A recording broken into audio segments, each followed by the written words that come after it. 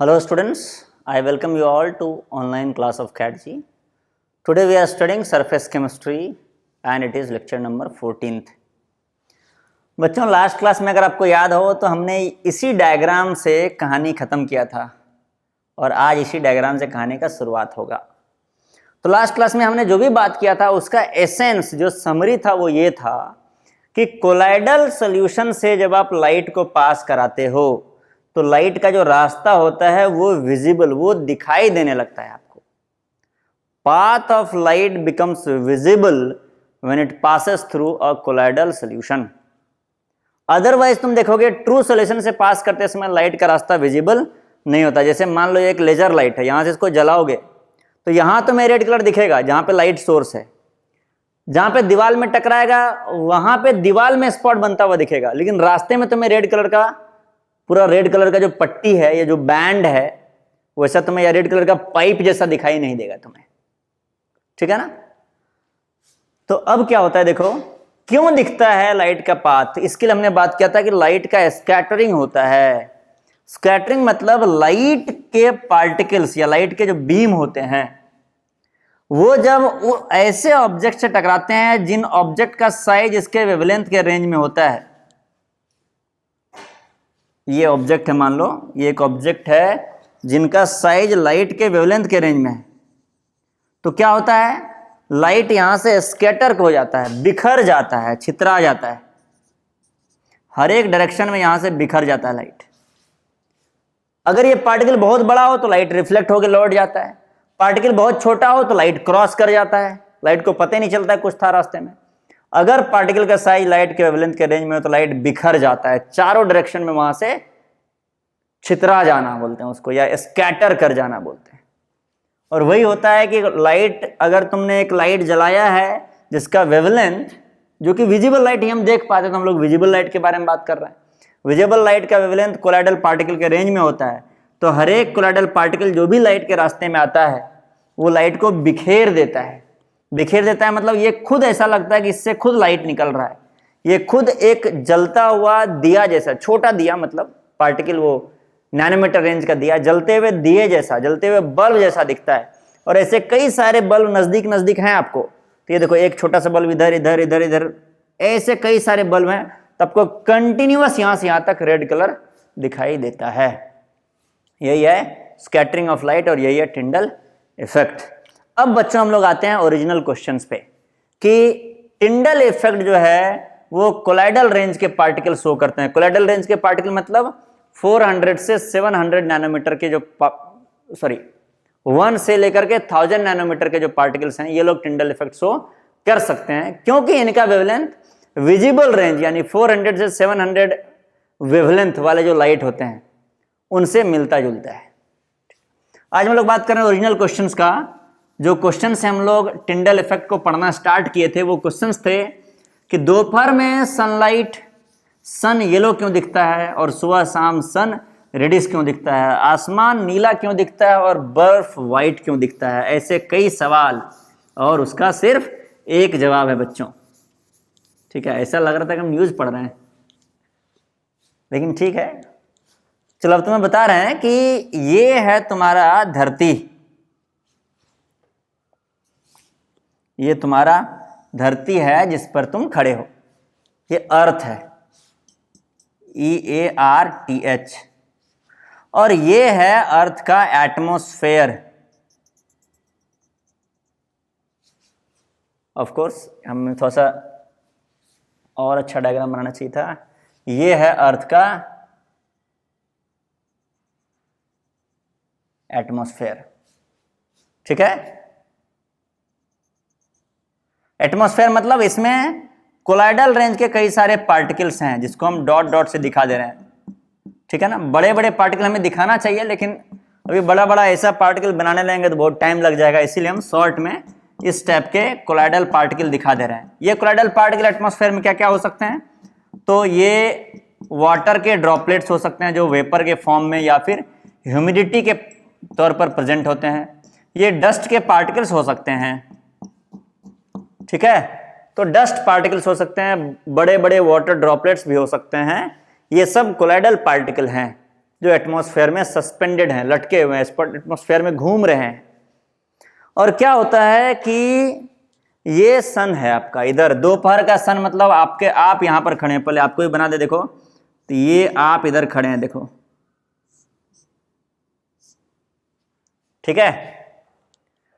तो ये 6 फुट का एक इंसान खड़ा है और इधर सनलाइट है, ये देखो, ये सनलाइट है जिससे हर एक डायरेक्शन में लाइट निकल रहा है, ठीक है। तो ये लाइट हम मतलब स्पेस को क्रॉस करके हम तक भी पहुंच रहा है। तो ये लाइट आ रहा है इधर से, देखो ये लाइट आ रहा है। तभी होता क्या है कि जब हम ब्लू कलर से ही दिखा दें क्योंकि वो ज्यादा दिख रहा है, तो ये लाइट तुम तक पहुंच रहा है बच्चों, ठीक है। तो ये मत समझना कि ब्लू कलर का लाइट पहुंच रहा है, हमारे पास ब्लू कलर का ही मार्कर है तो हम और दूसरा कलर दिखा नहीं सकते। तो ये लाइट यहां तक पहुंच रहा है बच्चों, ठीक है, तुम तक। अब हो क्या रहा है देखो, लाइट में क्या क्या होते हैं, तो लाइट में होता है वैलेट,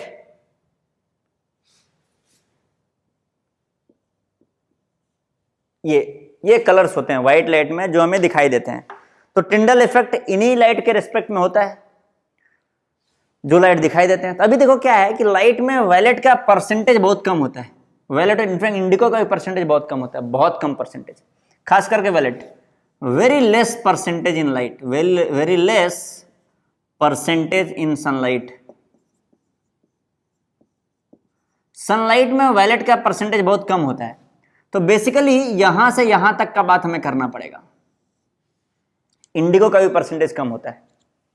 और दूसरी बात कि वैलेट लाइट का ना तो परसेंटेज कम होता है, सनलाइट में कम पाया जाता है। दूसरा वो हमारे आंखों पर पड़ता है तो हमारा आंख उसको उतना ज्यादा इंटेंसिटी से महसूस भी नहीं कर पाता है, फील भी नहीं कर पाता है, जितना ज्यादा इंटेंसिटी से ब्लू कलर वगैरह फील होते हैं, ठीक है ना।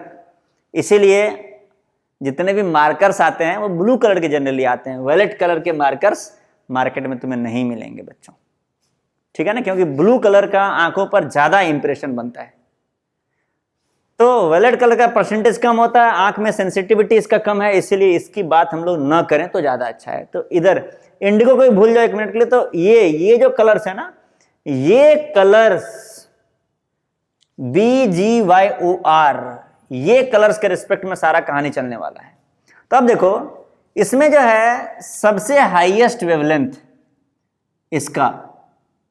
इसका ब्लू का जो वेवलेंथ है, इधर लिख दे रहे हम, लैम्डा मिनिमम,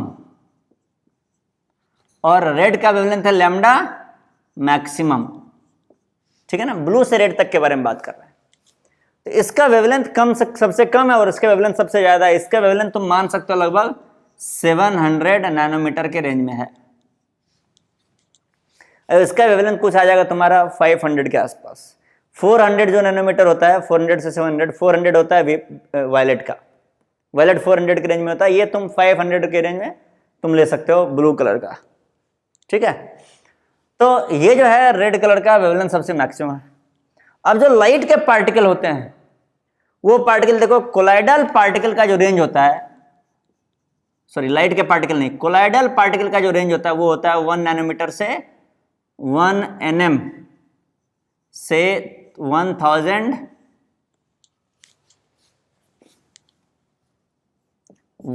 1000 नैनोमीटर, ये रेंज होता है। लेकिन एटमॉस्फेयर में जो पार्टिकल होते हैं वो 1000 नैनोमीटर वाले बड़े बड़े नहीं होते हैं, वो जनरली छोटे छोटे पार्टिकल्स होते हैं। जो डस्ट वगैरह होते हैं वो तुम्हारे कुछ 100 से लगभग ये 200, 300, 400 के आसपास, हम ये 400 ले लेते हैं, मान लो 100 से 400 नैनोमीटर के आसपास के पार्टिकल होते हैं, ठीक है। इस रेंज के पार्टिकल हैं एटमॉस्फेयर के जो हैं कोलाइडल पार्टिकल।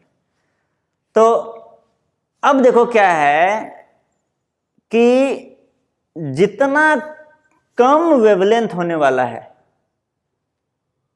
लाइट उतना ज्यादा स्कैटर करता है, उतना ज्यादा छितराता है, इससे मैच करता है ना उसका वेवलेंथ इन पार्टिकल से। जब वेवलेंथ बड़ा होने लगेगा तो इनका स्कैटरिंग कम होगा क्योंकि ये काफी बड़े हो गए इन पार्टिकल से। तो रेड कलर का जो स्कैटरिंग है वो काफी कम होता है, लीस्ट स्कैटर्ड, इधर लिख लोगे रेड कलर इज, या ऐसा लिख लोगे तुम ब्लू मोस्ट स्कैटर्ड, और जो रेड होता है वो लीस्ट स्कैटर्ड। ये इंफॉर्मेशन लिखते जाओगे, बड़ा काम का है बच्चों, ठीक है ना। तभी क्या है कि यहां से लाइट आ रहा है, लाइट क्या क्या आ रहा है तुम्हारा, लाइट आ तो सब रहा है, इस दोनों का परसेंटेज कम है, अब ये सब हैं प्रेजेंट। तो बताओ कि सबसे ज्यादा स्कैटर, तो ये तो तुम्हारा ब्लू सबसे ज्यादा स्कैटर हो गया, स्कैटर मतलब छितरा गया ब्लू, वो तुम तक पहुंच ही नहीं रहा है। रास्ते में एटमॉस्फेयर में इतने पार्टिकल से टकराया ये सनलाइट कि ब्लू लगभग छितरा चुका है। छितराने का मतलब जो ब्लू कलर है वो इधर चला गया, इधर चला गया, इधर चला गया, हर जगह चला गया, तुम तक नहीं पहुंच पा रहा है, क्योंकि रास्ते में यहां से तुम तक पहुंचने के लिए बीच में लाखों पार्टिकल से इन्हें टकराना पड़ रहा होगा, कई सारे पार्टिकल, लाखों नहीं, अरे वो तो इनफाइनाइट होंगे प्रैक्टिकली, इतने पार्टिकल से टकरा करके तुम्हारे आंखों तक पहुंच रहा है। तो तुम्हें होगा क्या कि ब्लू कलर तुम्हें लगेगा कि वो तो छितरा चुका है, तो पूरा आसमान कैसा दिखाई देगा, ब्लू कलर छितरा गए तो आकाश तुम्हें कैसा दिखाई दे रहा है, ब्लू दिखाई दे रहा है। कोई दिक्कत? बचा कौन सा, ग्रीन येलो ऑरेंज रेड, या फिर येलो ऑरेंज रेड बोल सकते हो, या फिर ग्रीन येलो ऑरेंज रेड। तो ये जो ग्रीन येलो ऑरेंज रेड का कॉम्बिनेशन है वो तुम्हारे आंखों तक पहुंचा, ठीक है ना। तो तुम्हारे आंखों तक, तुम्हारे आई तक क्या पहुंचा, तुम्हारे आई तक पहुंचा, eye is equal to combination of green plus yellow plus orange plus red, और इन सब का मिक्सचर तुम्हें दिखाई देगा जो कि येलोइश होगा। इसीलिए दोपहर में सन कैसा दिखता है, येलो दिखता है, ऑल्दो सन व्हाइट लाइट का सोर्स है। अगर ये सभी लोग पहुंच जाते तुम्हारे आंखों तक, कोई पार्टिकल यहां नहीं होता, एटमॉस्फेयर नहीं होता, तुम्हें व्हाइट दिखता है, ये CFL जो रूम में लगा होता है ना, CFL बल्ब जैसा तुम्हें दिखता है। ये CFL व्हाइट लाइट का सोर्स है, तुम्हें लगता है कि ऊपर में एक बड़ा सा CFL टंगा हुआ है, लेकिन तुम्हें इसलिए येलो दिखता है क्योंकि ब्लू कलर स्कैटर हो गया, तो इन सब का कॉम्बिनेशन कैसा दिख रहा है, येलोइश। ब्लू चूंकि स्कैटर हो गया तो और सब जगह जो आकाश है, आइडियली तुमको आकाश तो दिखना ही नहीं चाहिए, क्यों नहीं दिखना चाहिए, क्योंकि इधर से लाइट आ ही नहीं रहा है, समझ रहे हो ना। आइडियली आकाश तुम्हें दिखना ही नहीं चाहिए क्योंकि इधर से लाइट नहीं आ रहा है। तो जब सनलाइट तुम्हारे सामने है तो ये सब एरिया तुम्हें डार्क दिखना चाहिए, अंधेरा दिखना चाहिए, लेकिन तुम्हें ब्लू दिखता है। क्यों दिखता है ब्लू, क्योंकि स्कैटर होकर के इन सब एरियाज में ब्लू लाइट्स प्रेजेंट हैं पूरा। कोई दिक्कत? मान लो अगर यहां पर सन से, अब एक इंटरेस्टिंग क्वेश्चन है, अगर सन से ब्लू लाइट निकलता ही नहीं, सन से येलो ऑरेंज रेड निकलता, ग्रीन भी मान लो नहीं निकलता, क्योंकि येलो ऑरेंज रेड का बहुत कम होता है स्कैटरिंग। इसलिए तुम देखोगे ना, जो रेड कलर का लेजर लाइट होता है ना, उसको ऐसे तुम यहां से जलाओगे तो सीधा जाकर के दीवार पे वहां तुमको दिखाई, पिन बनता हुआ एक स्पॉट दिखाई देगा, रेड कलर का लेजर लाइट। देखना अगर तुम्हारे पास हो या कहीं पे भी मिल जाए, लेबोरेटरीज वगैरह में मिल जाए, तो रेड कलर का जो लेजर लाइट होता है वो सीधा तुमको यहां से जलाओगे तो दीवार पर पिन पॉइंट दिखेगा। ब्लू कलर का लेजर लाइट जलाओगे अगर यहां से, तो दीवार पर पिन पॉइंट दिखेगा नहीं।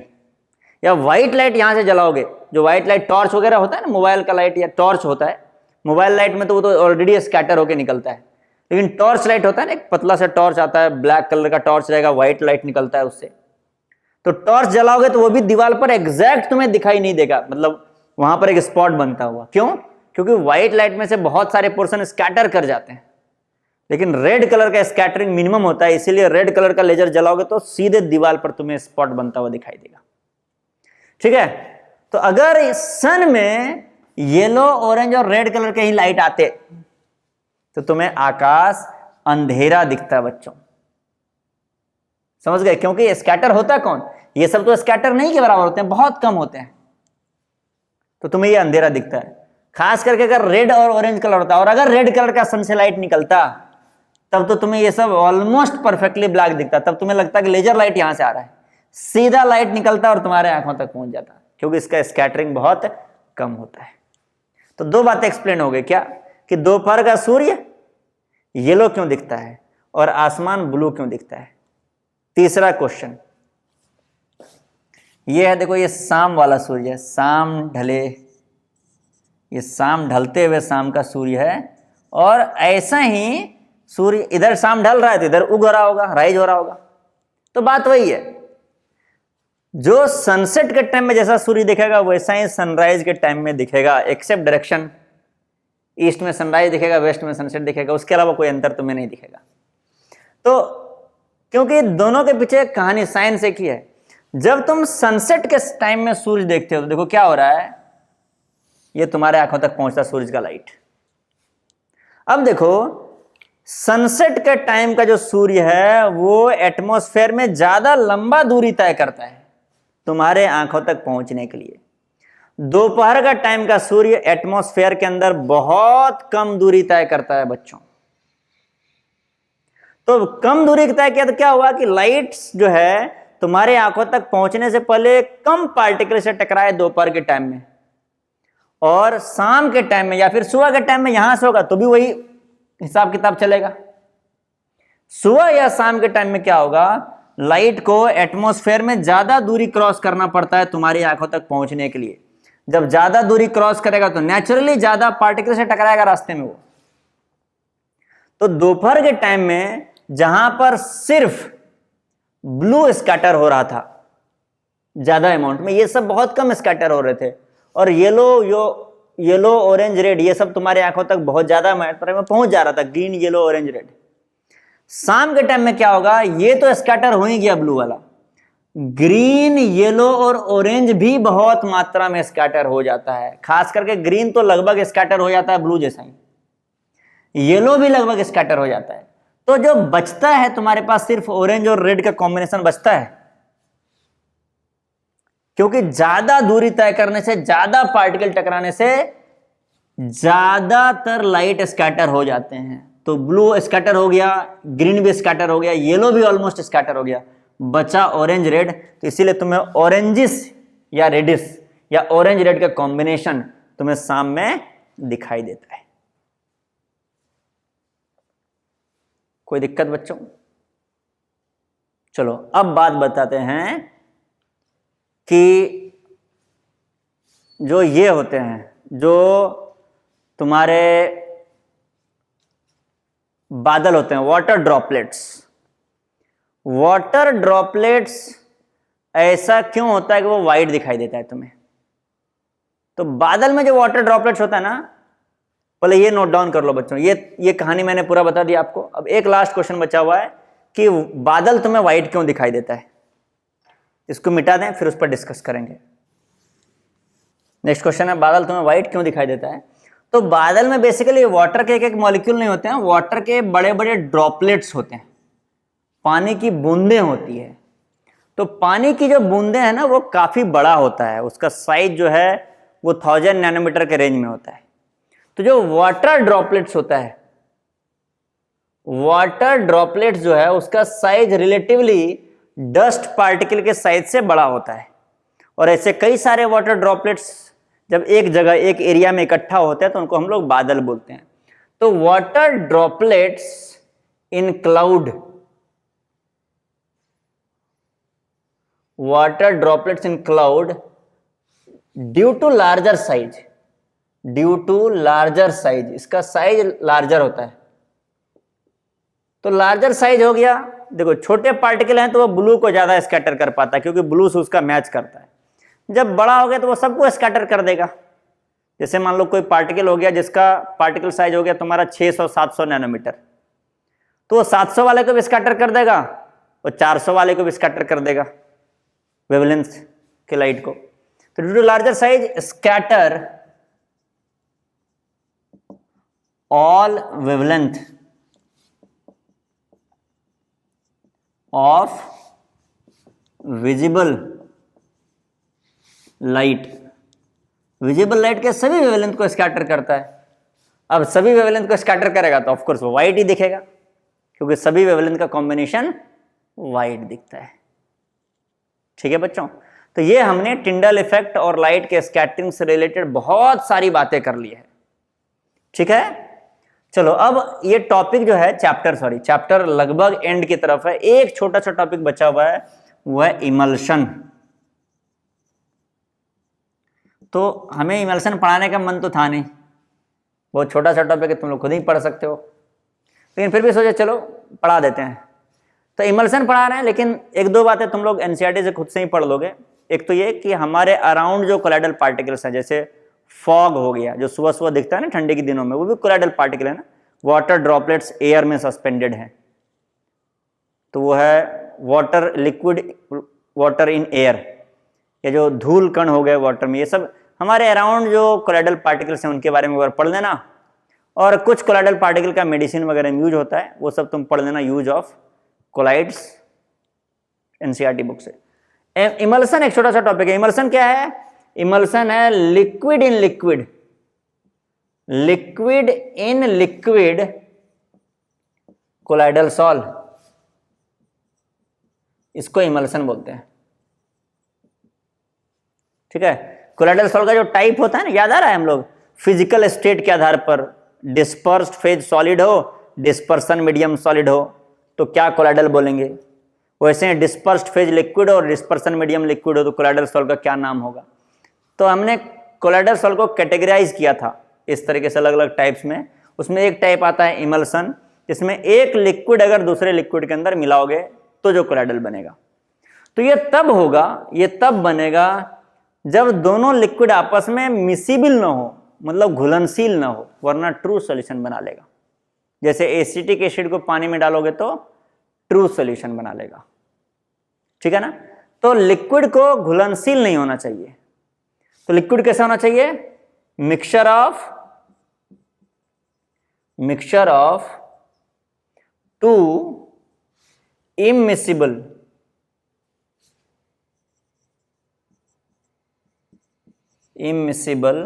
और partially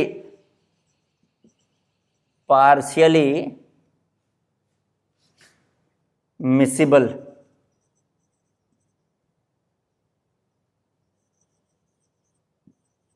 liquid.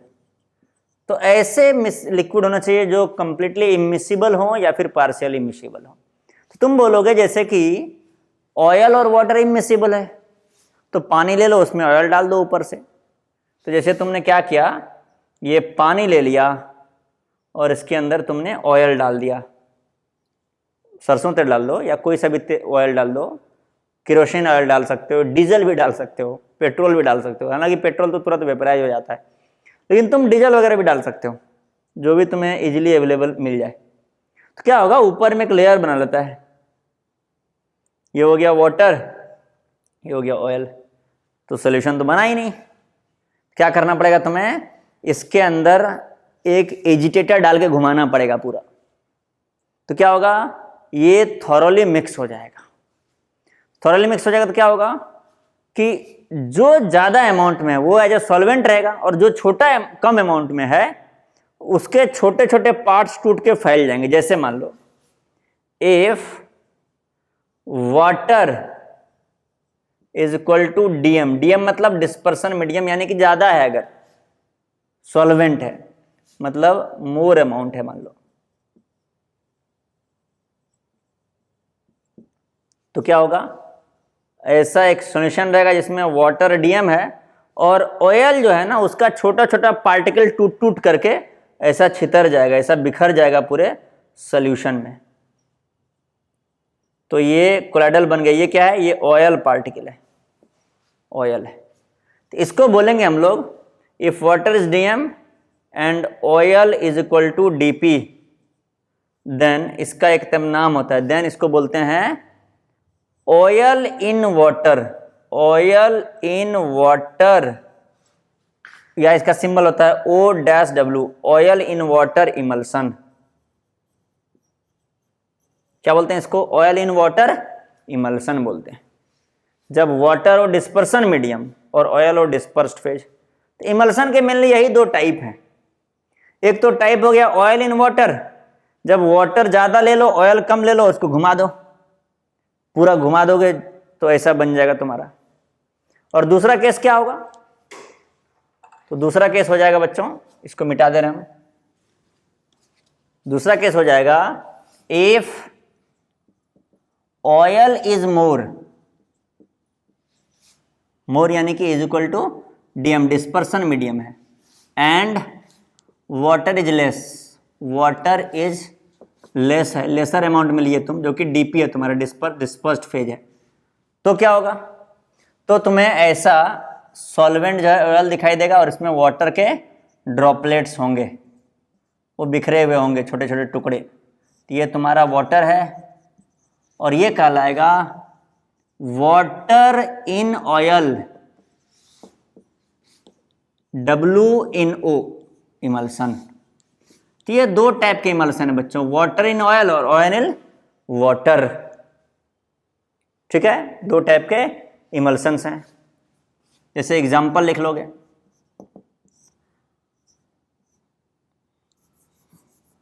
Oil in water, O/W मतलब ऑयल इन वाटर, यानी ऑयल तुम्हारा सोल्यूट है और वाटर सॉल्वेंट है। तो ऑयल इन वाटर का जो एग्जांपल है वो है मिल्क।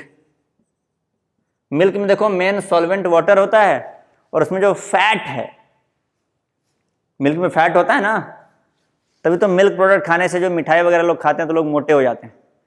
तो वो जो फैट है मिल्क के अंदर, वो फैट घुला हुआ रहा है किसके अंदर, वाटर के अंदर, तो वो मिल्क हो गया।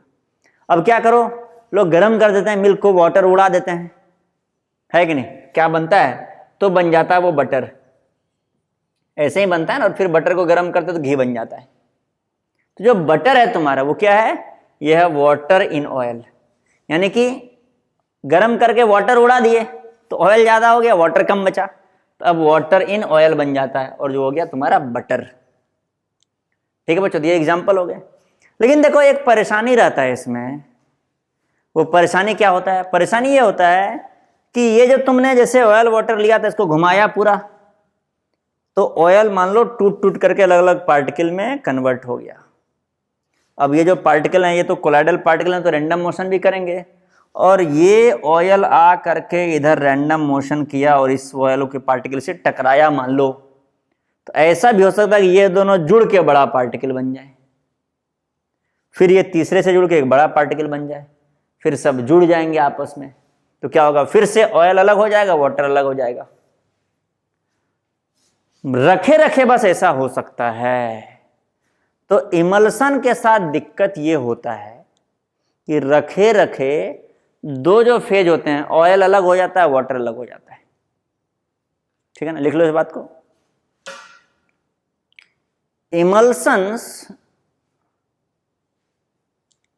Emulsions are very less stable. Emulsions are very less stable, and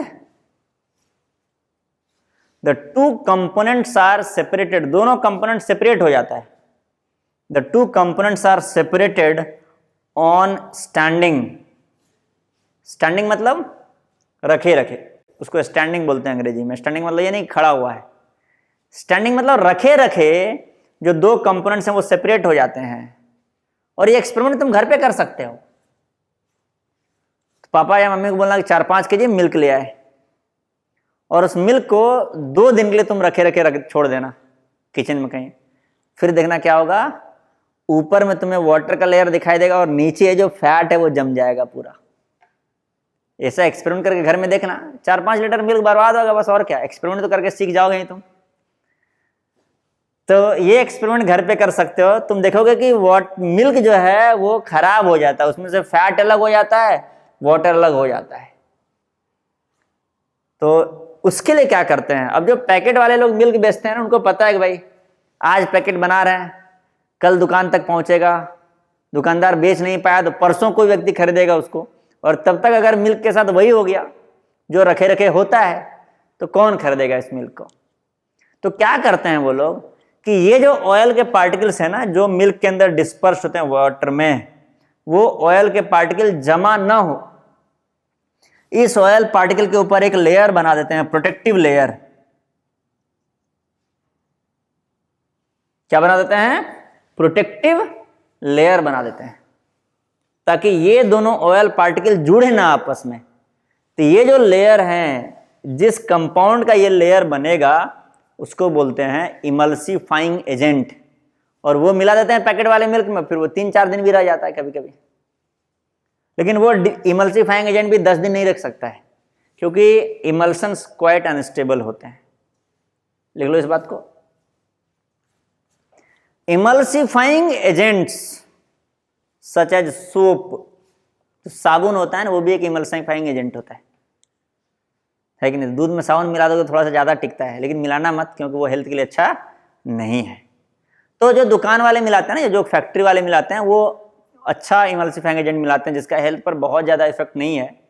पर ऑफ कोर्स अगर आपको डायरेक्टली कॉ मिल्क कहीं से अवेलेबल है, आसपास कोई व्यक्ति है जो कॉ मिल्क में पानी मिला करके बेचता है, वो far better, 1000 times more better than है पैकेट मिल्क। क्यों?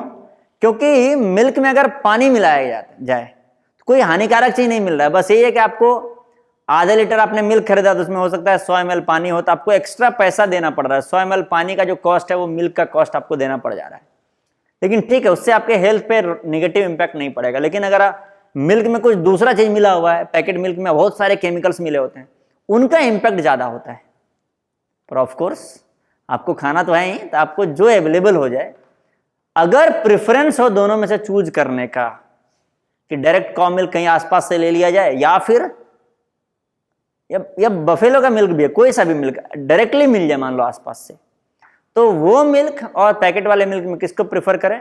तो जो डायरेक्टली मिल जाए उसको प्रेफर करो, क्योंकि उसमें जो मिलावट होता है वो हेल्थ के लिए अच्छा है, वो हेल्थ के लिए खराब नहीं है। पैकेट वाले मिल्क में मिलावट हेल्थ के लिए काफी खराब है। ठीक है, तो चलो एक और ज्ञान दे दें यहाँ पर कि इसीलिए दुकान वगैरह से ना बहुत ज़्यादा स्वीट्स खरीद के नहीं खाना चाहिए, क्योंकि वो लोग जो मिल्क यूज़ करते हैं ना, वो मिल्क काफ़ी ज़्यादा प्रोसेस्ड होता है। अगर आप जानते हैं किसी पर्टिकुलर दुकान में जहाँ पर डायरेक्ट अच्छा मिल्क यूज़ करते हैं, तो वहाँ से आप खरीदेंगे तो ज़्यादा अच्छा रहेगा। इसलिए अब तुम देखोगे WHO का एक ये आया है, एक रिसर्च आया है, उसमें मैंने पढ़ा है, आज से शायद 1 साल पहले आया था। तो 6 महीना पहले ITBHU मेरा एक सेशन था, उसमें बता रहा था कि कैसे एडल्ट्रेशन हो रहा है फूड में। तो मैंने उसमें देखा, तो मैंने उस पर रिसर्च किया था काफ़ी ज़्यादा। तो उसने बताया था कि इंडिया में जो मिल्क हैं वो इतना ज़्यादा उसमें मिला हुआ है केमिकल्स कि अगर इस चीज़ को ठीक नहीं किया गया तो आगे आने वाले कई सालों के बाद जो मैक्सिमम कैंसर होगा इंडिया में, वो कैंसर मिल्क या मिल्क के प्रोडक्ट के चलते होगा, दूसरे किसी चीज के चलते नहीं। ऐसे कई सारे बातें थी, मैं भूल गया हूं, पर हेल्थ का बहुत खराब इंपैक्ट होता है।